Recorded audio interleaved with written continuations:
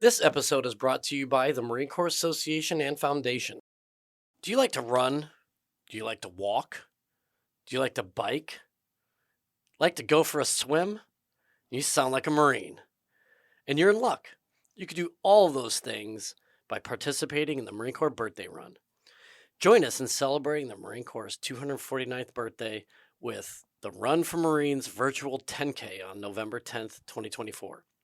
Whether you run, walk, bike, or swim, it's your chance to honor our Marines and the birth of our Corps. The first 100 participants get an exclusive racing pin.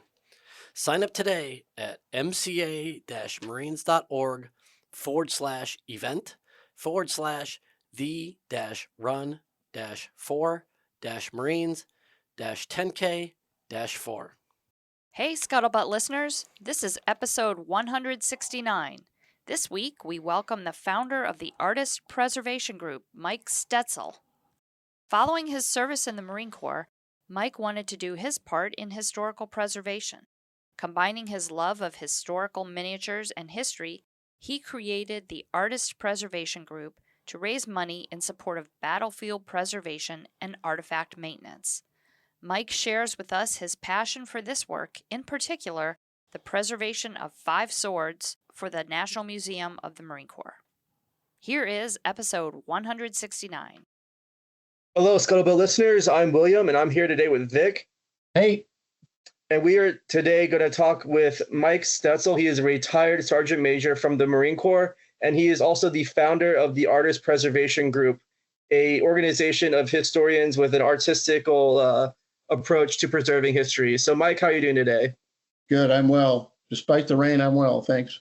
Yeah. So first off, let's just do a brief introduction, who you are. Tell us about your time in the Marine Corps, and then how did you end up deciding to found the Artist Preservation Group? Well, I enlisted in the Marine Corps in Milwaukee, Wisconsin in 1969 and ended up making a career, 21 years. I got divorced, got custody of my daughters, and realized I couldn't be a Sergeant Major of Marines and be a single parent at the same time. So I opted to retire. I started a small business producing military miniatures, did other things. I coached soccer for about 15 years. And then at one point I went to work for the Army TRADOC organization and worked with an old retired Colonel, D.L. Combs, that I knew on active duty. We were threat emulators. We provided the threat in any war games or things like that for TRADOC. Got involved in lots and lots and lots of different things, from commanding a fire team on up to a couple divisions. My part of that was working on computers. We had other guys that would go to the field. I had opted up not to do that after having spent a lot of time in the field in the Marine Corps. And so anyway, I did the computer thing. It was a lot of fun, great fun, and we portrayed a lot of asymmetric warfare stuff. But then as we went on, we gradually went into conventional warfare things, and every bit of it was great. It was an opportunity to think out of the box, use lots of initiative. My boss was big into that, leadership at the lowest level. He would give us an order and say, this is my intent, and we would execute it. So at any rate, I got out of that. I left that about 6 or 7 years ago, took my Social Security, and since then have been working with the APG. I closed my business, I think, in 1988. No, I'm sorry, 2018. But I still do miniatures. That was a hobby I had. It goes way back to the 70s. As far as the APG goes, that came about after a trip to Camden, South Carolina, the Revolutionary War battlefield down there. A friend of mine drove down. I'd never been there. It looked like it was pristine, and in fact it was. Got down there and met a group of guys that were cleaning up the site for reenactors to come in. They were going to fire a volley on the anniversary of the battle. And they were breaking up all the pine straws so they wouldn't start on fire when they fired their muskets. got to talking to this gentleman. I believe he was in his 80s. It's like 100 plus degrees. The humidity is like 100%. And here's this gentleman out there, raking pine straw. I was very impressed.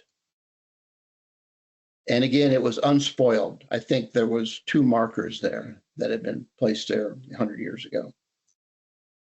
And I'm big into preservation. I love the battlefields, love history.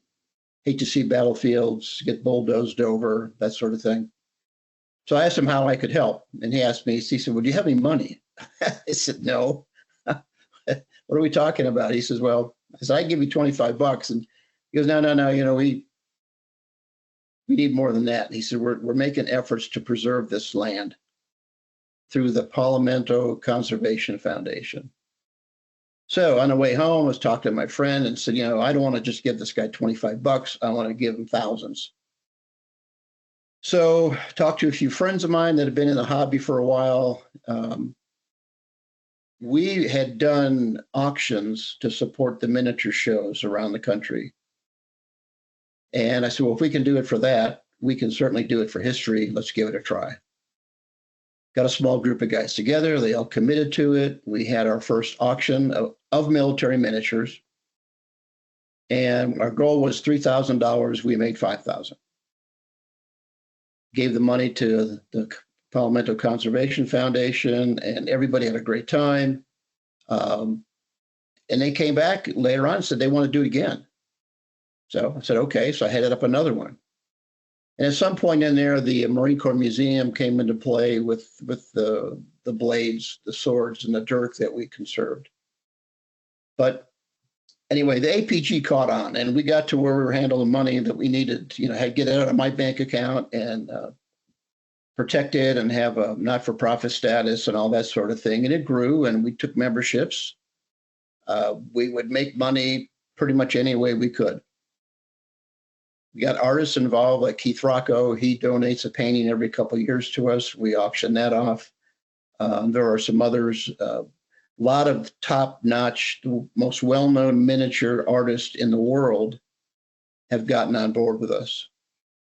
I have a figure right now that's going to go up for auction in October that we expect to get about $4,000 for. And it's 54 millimeters, if you can imagine how small that is. But the artist is probably the top-notch guy in the world. So it just grew. Sometimes it was a little overwhelming. Other times it was just a great deal of fun. It got so big I had to ask people to help. We got the board, we got a treasurer, we got a secretary, and I have other guys that I can call on and help me out when I need it. Well, awesome. We Overall, covered a lot of ground there, Mike. Appreciate that. Let's go back though. So if you check on the Artist Preservation Group website, which we're going to have in the description of this episode, so please, audience, go check that out. You mentioned that you did some work with the Museum of the Marine Corps and specifically preserving 5 swords associated with Marine Corps history. Do you mind going into that whole process? Tell us the story, like whose swords are these? Why are they significant? And then what is the process that actually involves preserving swords? Well, I'm going to bring up the page here just so I don't forget anything. And I don't remember, this is long time ago. I don't remember how we got involved in this other than my daughter worked at the museum. She just started working there. She was an assistant curator. And I had mentioned something to her. And she said, well, why don't you talk to my boss, Jennifer Castro? And I did and said, listen, we don't have a lot of money. I can't give you a check for 50 grand and all that like others do. But we want to help. And we try to make all of our projects personal. We want to give money to something very specific. Now, we do give money to the Battlefield Foundation, American Battlefield Trust. That goes into funds, but that's for specific battlefields. We can pick one that we want to donate to. But we decided early on that we would, instead of just giving somebody some money, we would say, we want to conserve, or we want to buy, or we want to, whatever you need to have done to an artifact to get it on exhibit. Jennifer was, I thought I'd kind of run to a dead end, but Jennifer goes, no, we can do that. He said, I've got 5 blades coming up. They're going to be put on exhibit. and from notable Marines, most of whom your listeners will recognize. She got an estimate, I think it was around $3,000. And I said, yeah, we've got that money. Excuse me. So that was it. She had them cleaned up, whatever tiny little repairs had to be done, and they're now on exhibit at the museum. The blades are kind of interesting. We've got a presentation sword from Presley O'Bannon that was given to him by the state of Virginia. It's not the Mameluke sword that he was given by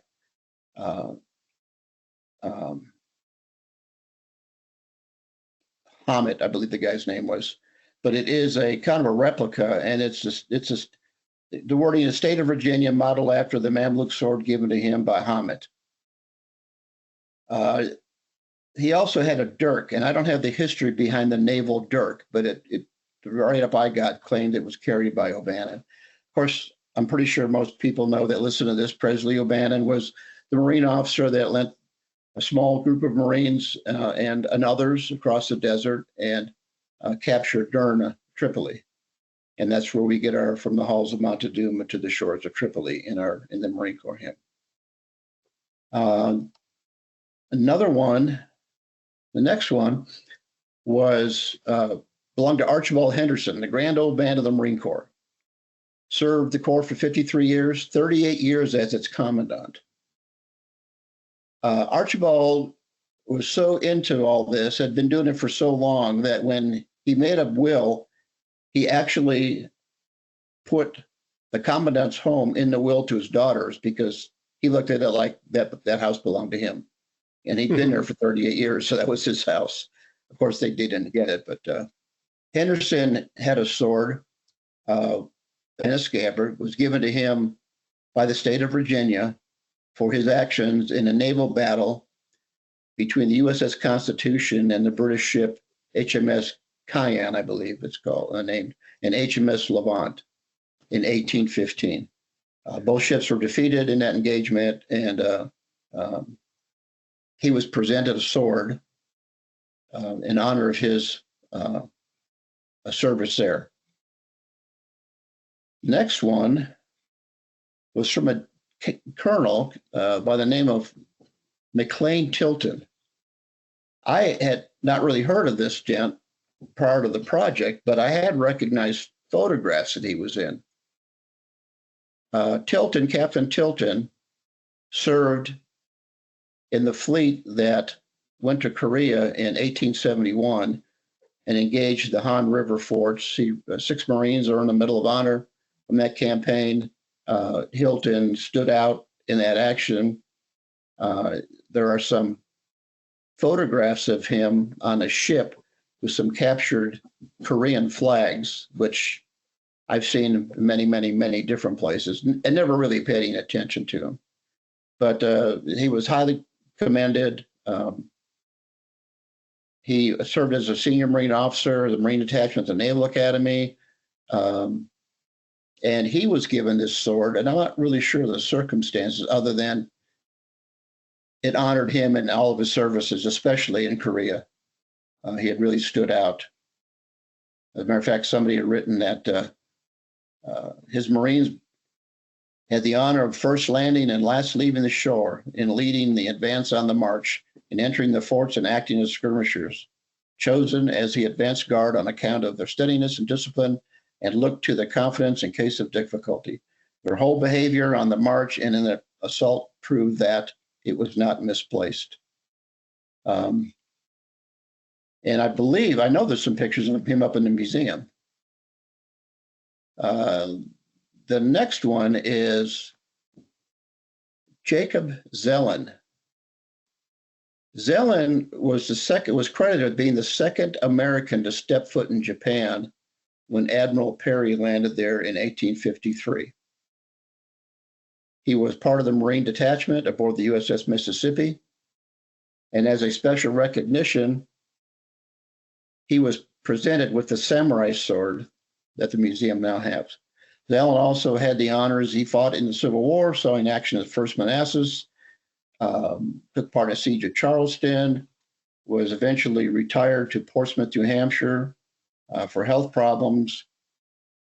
Went on to serve in the, after he recovered, South Atlantic Blocking Squadron under Dahlgren, and he was appointed Colonel Commandant of the Marine Corps in 1864. In 1874, he was promoted to Brigadier General and became the first Marine General Officer as a Commandant. He's also responsible for the design of the Marine Corps emblem as we know it today. And that was it. I believe I covered, those are all 5 of them. Tilton. So for the last sword, was it, which sword did you all preserve? Was it the samurai sword that he received abroad, or? Yes. And most I of just these, have a mental image of a Marine carrying a samurai sword into a Civil War battle, which is probably farcical, but I mean, I can dream. Probably not. The story of the Marines at First Manassas is interesting, and it's caused heartburn in many, many different circles. Bottom line was, what I've read is these Marines, many of whom marched from DC to First Manassas, many of them had never even fired a weapon. That's how raw they were. So people that like we covered that controversy recently. I think the conclusion we come to is the Marines performed about as well as any other Union regiment that day. Pretty much what I was going to say, but I can't imagine that General Zelen had his way to samurai sword while he was making the charge.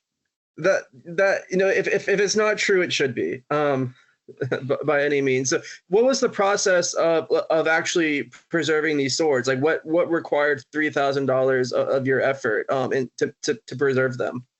Well, I have the I had the estimate up that we were sent. There are a few other things on the estimate that we did not pay for. I think they were taken care of by somebody else. There's some German field glasses, a trench periscope, German trench periscope, a Haitian voodoo drum, but we opted to do the weapons. In the case of Henderson's sword and scabbard, they need to be cleaned, remove surface dust and discoloration. The blade, it says here in the scabbard, in very good condition, and will be lightly cleaned with soft cloths and solvents to remove any fingerprinting and residues. All that for $500. Captain Tilton's sword had oxidation. Well, I said the old oxidation on the blade will not be removed. It would be cleaned with soft cloths to remove residues and fingerprinting. The clean bronze elements will be coated with a wax. The ivory handle will be lightly cleaned with solvents to remove surface dirt. O'Bannon's Virginia presentation sword, again, pretty much just cleaned up, same process as before. These things have been sitting in storage forever and ever and ever, and they're just not presentable as you'd like them to be. Plus, cleaning these things up, preserves them as well. Zelen, if I remember, I took a little bit more. There were losses. It says here, there were losses of lacquer around the bronze elements. The bronze had been previously cleaned, and there were polish residues. Part of the scabbard was needed to be cleaned better than what it had been. And I don't know what this word is here, but they call it a shagreen cover. The shagreen cover on the hilt is fragmentary. That was $800. And O'Bannon's naval dirk, again, just cleaned, coated with the wax to preserve it even more. We didn't do any of that, obviously. There was a conservator that worked very closely with Jennifer, name was Catherine Valentor of Washington, D.C. So we just paid the bill when it was due. Well, that's awesome. And are the swords currently on display, or are they still in storage? No, though they've been on display, and I can't tell you exactly when they went on display, but they went on display and a long time ago, probably, I'm guessing 2011, 2012. I can't remember when the museum opened and all that, but just wanted to add one thing here. As I mentioned, we wanted to personally get involved with these things or make the donation a little personal so our members would recognize it. and be able to associate with it. And that's for a number of reasons. When we would auction these figures, we would actually get our artists, ask them to do a figure that pertained to our to what we were conserving, what we were involved in. Many did, some did not. But in the case of battlefields, we would have a miniature show and take tours of the battlefield that we preserved. In some places, like in Fredericksburg with the slaughter pen farm, we gave a large amount of money to that. And we went out and got a tour to the slaughter pen farm. And the members loved it. And I heard at least 2 times people say, wow, this is great. You know, we actually helped preserve this. This is fantastic. They were really pumped. So to go back, talking to Jennifer, I said, Jennifer, is there any way that we can get our name put on these things? You know, something in the display case? And she said, absolutely. So there is little, they call it branding, I believe, little signs in the cases where these swords are at. And I think there's 3 or 4 different cases. And it gives the Artist Preservation Group credit for helping with this exhibit. So she did what she said she was going to do. I can't tell you the number of times I've had our members call me or email and say, hey, I saw our name in the Marine Corps Museum. And that is also other places. We've donated to the Museum of the American Revolution in Philadelphia, and we did a flag. We did some swords there, and we actually bought a cavalry saber, a dragoon saber, for the museum, which we are very, very proud of. We made that happen. I was very happy with that one. And those are branded. So people go to that museum, and if they look in the small print down in the corner of the exhibit case, they'll see we get some credit for it. And it keeps our members pumped up and motivated. Well, don't stop now. Give us some more of your other success stories, regardless if it's associated with Marine Corps history or not. Well, I think one of the favorites and was we wanted to do shows. We felt like we couldn't do auctions over the internet because we had to ship these miniatures, and they're very, very fragile. Imagine with resin rifles or soft lead rifles, and they get banged around, and no matter how well you pack them, you're taking a chance that something's going to happen. So we relied on some of the clubs to host us to do an auction. That became a conflict with them because they were doing their own auctions. So in 2009 or 2008, we thought we would do a show in Gettysburg. And it turned out to be a fantastic show. It was the first of 4. We did our auction there. We gave tours, all those sorts of things. But the focus of the auction was, and I have to go back a little bit. I was working at, I sent letters out to different museums, just grab names. One was the Alabama Archives. And I got a return call immediately, and I can't remember the gent's last name, great guy, Bob. Called me, says, hey, we got all kinds of stuff. We're approaching the sesquicentennial of the Civil War, and we've got this plan for our museum. And I happened to be working at Fort Rucker with the Red Team, and I said, I could jump up there sometime. It was like 50 miles or so. So I did. Took a good friend of mine who was a great miniature painter, used to live in Montgomery. Walked in, and Bob gave us his unbelievable tour of the the storage facility. Flags you can't believe, from these local town company size units and that sort of thing. Just unbelievable stuff. So he gives us a spiel. He said, I've got 2 flags here that were sister regiments, and one we've already got taken care of, but the other we're looking to see if we can't get it conserved and put on exhibit in the museum here together with its sister regiment. I think the sister regiment was the 13th Alabama. So he gets his box out, and I don't know what I'm going to see. Sometimes you're surprised. But he opened this box, this acid-free box, unfolded part of the flag, and here is this flag full of bullet holes, stains, I'm sure shrapnel holes. Unbelievable. I mean, and it's, you're right there, you're breathing on this thing. And he said, we'd really like to get this one done. I said, you know what? Just looking at this, I said, it's got a great story. Sister regiment was captured at Pickett's Charge. So I said, I think we can do this. And he said, okay. And he gave me a quote. I think it was $8,000 or $9,000 to clean it up and get it mounted for a museum exhibit. And while standing there kind of putting the flag away, I said, you know, we're going to have a show in Gettysburg. And I said, man, it would be great if you could bring this flag up there. And I was just shooting for the moon. I never thought it was possible. I said, I'd love to have this flag where it was captured. That would be such a draw for our show, our first show. My partner, Bob Langenberg, says, oh, no, we don't want to get involved in that. You know, that's too much of a risk and blah, blah, blah, yada, yada. And I said, well, Bob, it's not our decision. It's Bob's. And Bob looked up and he says, yeah, I can do that. And I was floored. I said, you mean you're willing to bring this up to Gettysburg? He said, yeah, I'll bring it to the show. He said, we have to take it to the conservator up in Harper's Ferry.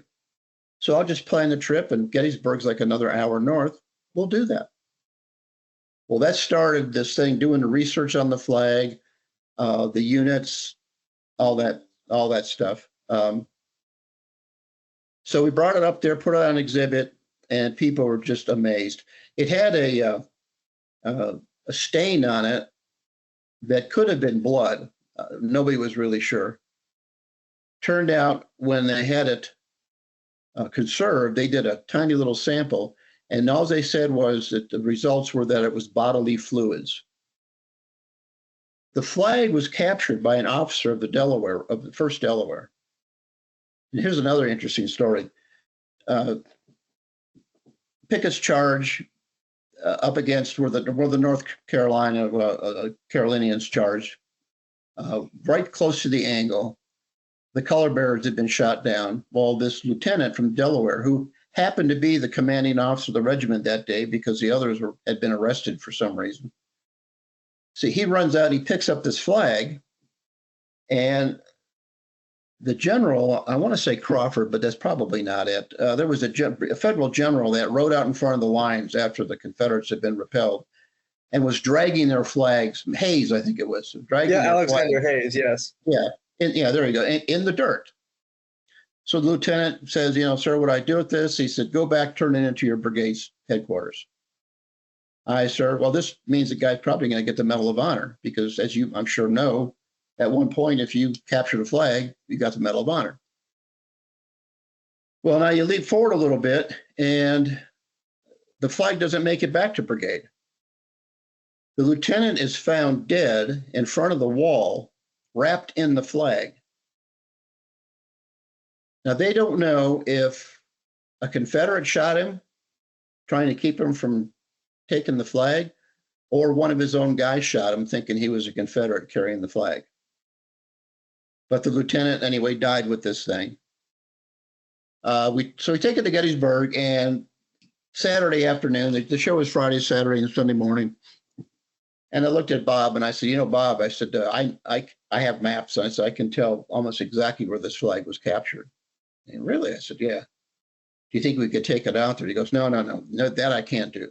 I just can't do that. Too much of a risk. I said, okay, I understand. Next morning, I'm walking through the exhibit area, and Bob is standing there with the guy that came up with them. I'm sorry, I don't remember his name, but Bob looked at me and says, what time are we going to go to the battlefield? I said, for what? He said, we're going to take the flag out there. I was fell over. I said, you're kidding me? He said, no, we talked about it. We can open the box, but we can't expose it to the sun. So we made in 30 minutes, we made up plans, got a group of people to go down there, and he opened up the box right at the northwestern corner of the angle, where the tree is at now. A tree, not the high water mark, but there's a big tree there. Got under the tree, opened it up, and I have to tell you, there were people crying when they opened it up.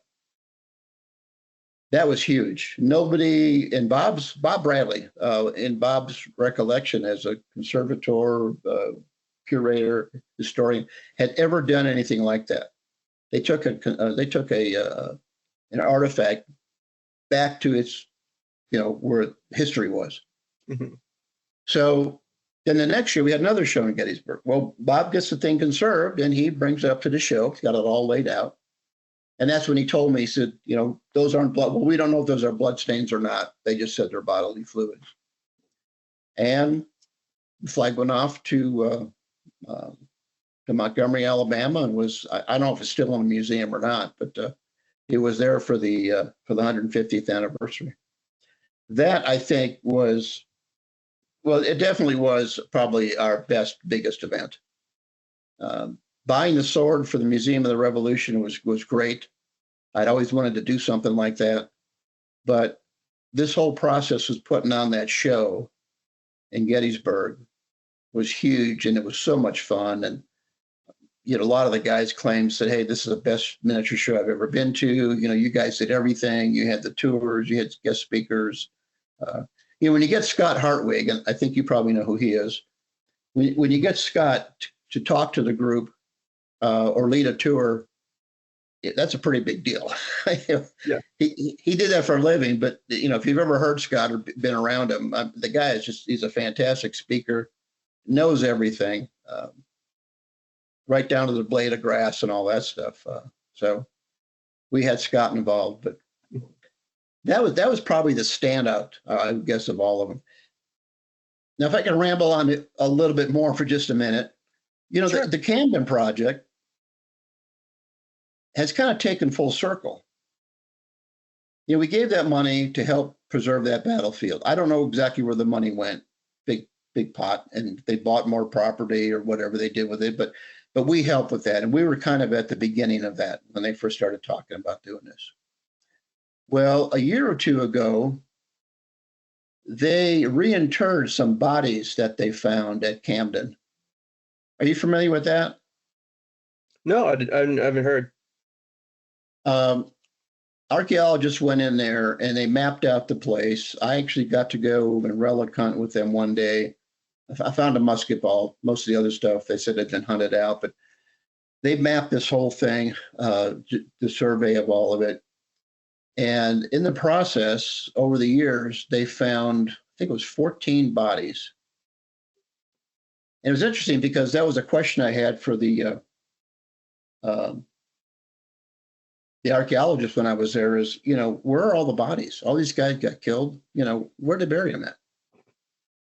And he kind of hesitantly said, well, we know where at least one is. Mhm. I was, really? Okay, just one? He goes, yeah, just one. And it turns out he was a Highlander, and I'm probably going to get this wrong, but I think it's from the 72nd. And they know that because he had buttons. They found the buttons on his body, and I think his cartridge box plate. And I said, what are you going to do with him? He said, we're just going to leave him where he is. Okay. Well, a couple of years ago, I find out that they found more bodies.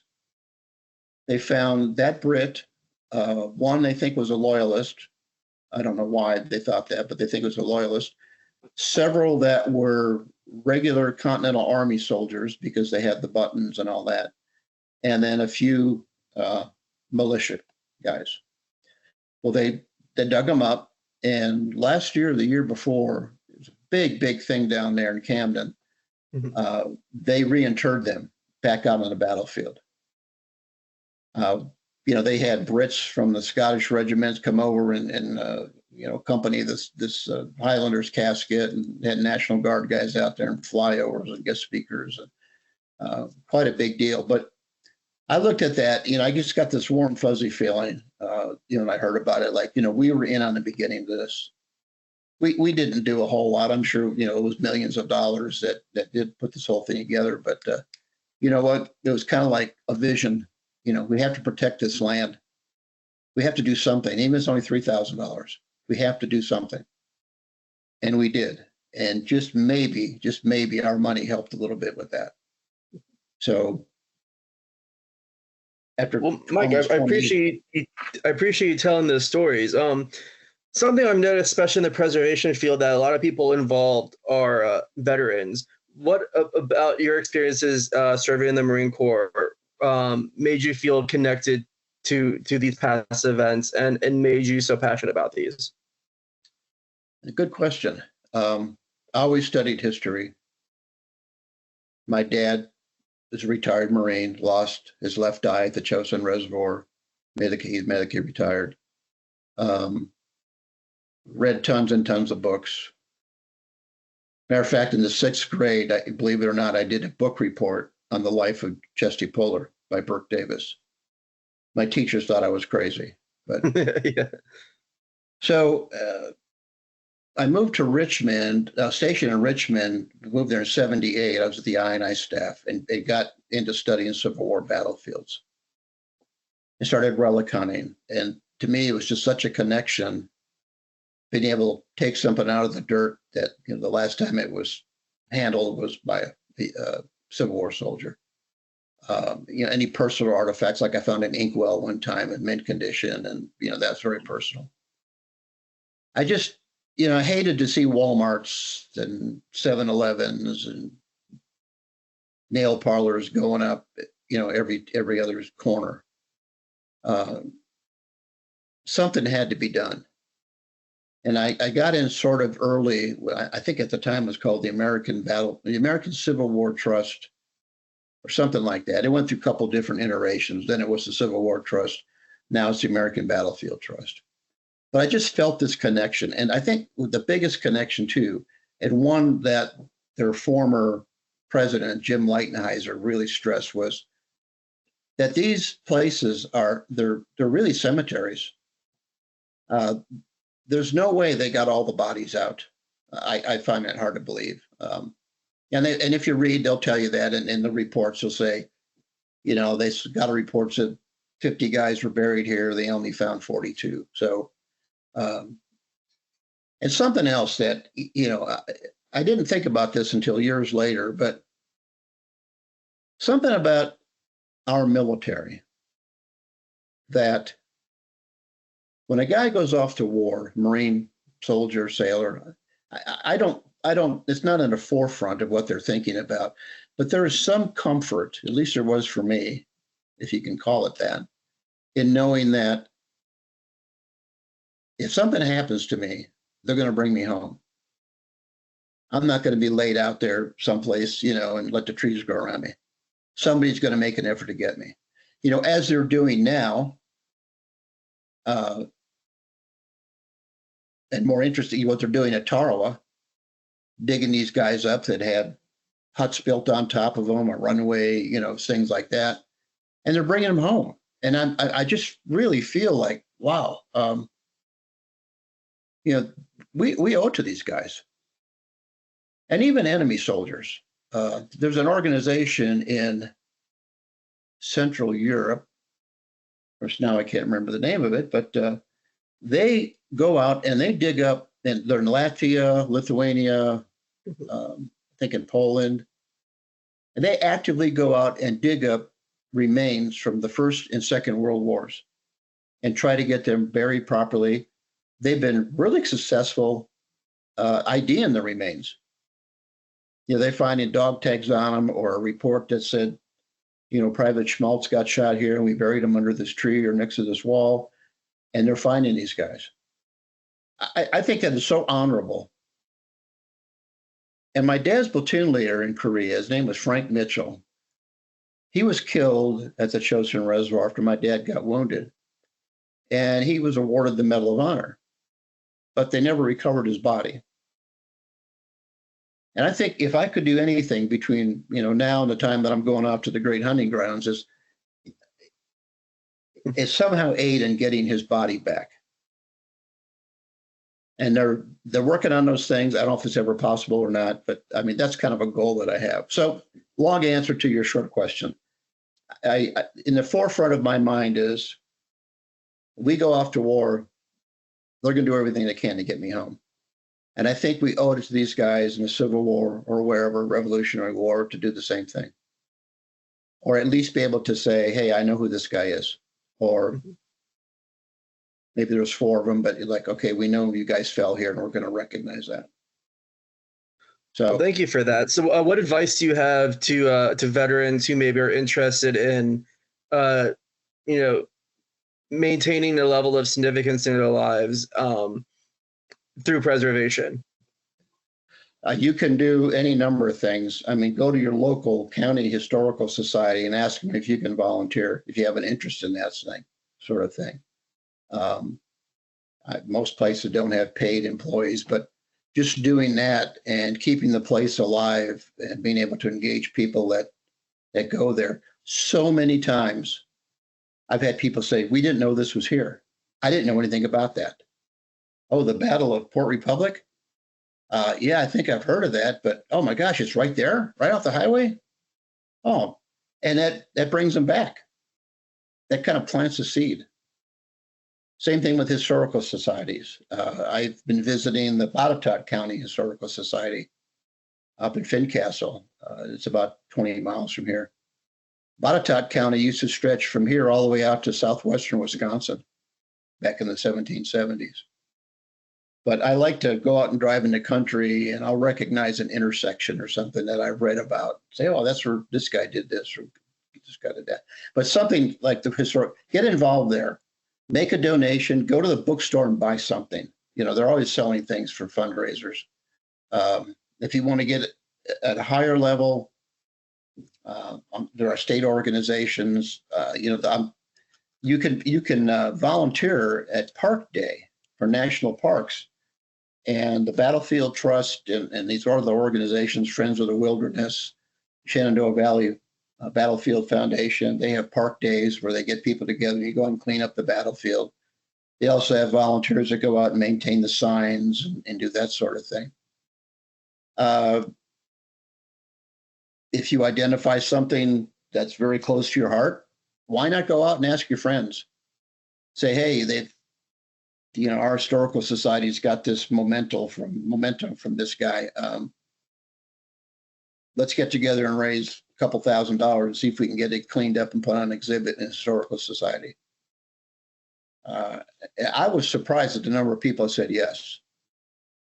When we first started doing this, my thing was, I say, I'm not going to ask people for money. I'm going to give them something. I'm going to sell them something. They're going to get something to take home. But that morphed into people coming forward and saying, "No, I don't want that. Here's $1,000, or here's $500, or whatever. Here's $20." People are out there. You just got to ask them. Well, thank you for that, Mike. Vic, do you have any questions before we start wrapping up? Yeah, actually, in the risk of completely Tarantinoing this interview, if we could go back. So one of the things I found so fascinating about you, Mike, and about your organization was this idea of miniatures. Oftentimes I'll go in to William's office to talk to him about something, and I'll actually get lost in all of his World War II miniatures that he has because of how how well the artist has captured the feeling, the look, the equipment, like all these things. Can you talk to us a little bit about like sort of what the miniatures are, and then how in the 70s you got drawn into that, into this sort of into the miniatures world? When I was in Okinawa in 77, 78, I think I read every book in the base library there on World War II. I was big into armor. I built plastic models. I moved to Richmond. Immediately got into the Civil War, and there weren't many tanks in the Civil War, if any. But there were soldiers. So, with the tanks, you get these little soldiers you can put with them and all that. And the challenge was to try to make them individual. Do something to them so that they're not the guy out of the box. You want to move his arm or change his head or something. And so I got into that. But then I got into doing what we call connoisseur painted miniatures. Imagine the old Marx plastic soldiers. That's kind of at the bottom of I shouldn't say bottom, but that's at one extreme. Then you have the Britain's toy soldiers. They're a step up. Very nicely done. Then you have the connoisseur painted figures, where I tell people, if you look real close, you can see nose hairs coming out of the guy's nose. And the guys that do the connoisseur figures, they either do them out of the box, stock, or we have some guys that do massive conversions. I started off doing that myself, and that's how I taught myself how to sculpt. And then you've got the guys that just do figures completely from scratch. They'll start with a paper clip or a coat hanger and putty of some sort. There are many different types. And they start from scratch and build it right there. And then they paint them. And of course, the guys that do the best job command the best prices. And it really is a worldwide thing. They got guys from here go to Italy and Spain on a regular basis to miniature shows. There is going to be what they call the World Expo next year at Versailles. It's like 3 or 4 or 5 day process where people from all over the world come and bring their work. So anyway, that's the difference. And it just depends on how you want to get involved. Like the Britain's toy soldiers that come painted in a box, already done for you, are more like for collectors. And they'll do battle scenes with them. They had a couple, I think they still have at the Museum of the Revolution that somebody put together. But the ones that we do, it takes a lot more work and there's a lot more detail on it. Now, years ago, I don't know that toy soldier guys did a whole lot of research when they put these things together. They're 60s, 70s, wasn't a lot out there, and they really didn't care. I don't think they cared. But as time goes on with the internet and all that, the research is unbelievable. You can pick out stuff. You can find photographs of almost everything. You can go to the Marine Corps Museum and look at one of the exhibits and see what's there. So that's how I got into it. Did it as a business, producing figures, and now in retirement, I'm just trying to stay active. And occasionally we'll do one for a collector I know up in Wisconsin that's bought a lot of my stuff. That's really cool. I think that may have answered your question. I don't know. I started right. Yeah, no, absolutely. Yeah, I'm just absolutely, even though I don't consider it a hobby, like it is just really fascinating to see the level of detail that go into, especially something so small. I can only imagine the craftsmanship that has to go into creating these things. It definitely takes a talent. I mean, for these guys that are the best, I always say there's a difference between miniature builders, like a model builder, and miniature artists. When you go to one of these shows, there's one in Chicago on the 18th and 19th of October. Then there's one in Long Island sometime in November. And then there's one in Atlanta in February. When you go in there, you can tell the difference. The way he's got it posed, the expression on his face. Sometimes it's just the way that the clothing, is flying in the wind, that sort of thing. Those are artists that really capture that kind of stuff, like a painter, like a flat artist. I'm looking at a Keith Rocco print above my desk here. And I mean, Keith is an expert at this, obviously. It's a cavalry unit charging, and everyone's in a different pose and different expression on his face. But you can get the feel for what's going on. You feel like you're right in the middle of it. The other thing that's kind of a crime in some ways, I guess, is people that I introduce this stuff to, and I've got a pretty good collection in my home, they'll come over and they'll say they'd had no idea these things existed, none whatsoever. And they are fascinated by them. Well, I guess, we could always improve on marketing. Speaking of marketing, where can our audience find information on Artist Preservation Group? How can they help? How can they follow what you guys are doing? Well, they can become a member. It's only $40 a year. We'll use that money for admin expenses.